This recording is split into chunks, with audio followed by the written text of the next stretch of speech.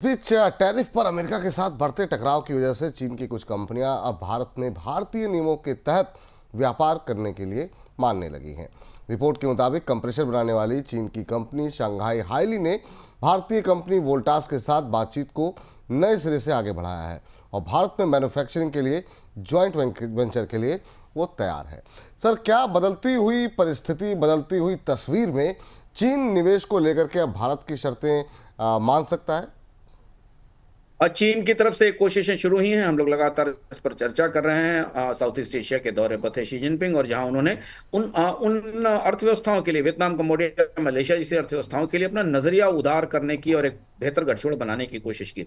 स्वाभाविक सी बात है कि चीन भारत का बड़ा ट्रेडिंग पार्टनर है। हम आगे बात करेंगे कि भारत और चीन का व्यापार $100 बिलियन के आसपास पहुंच रहा है।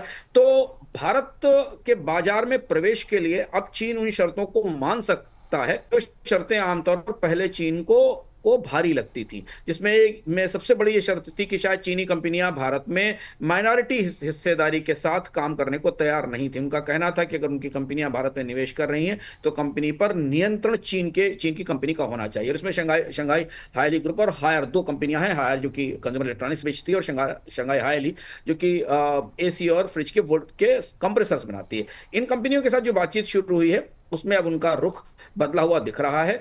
भारत के साथ जेवी करने के लिए वो संकेत दे रहे हैं कि भारत की शर्तों को मानेंगे। भारत ने भी अपनी तरफ से चीन की कंपनियों के भारत में आने, उनके एफडीआई पर सख्ती कर रखी थी। उनकी विशेष रूप से पड़ताल की जा रही थी।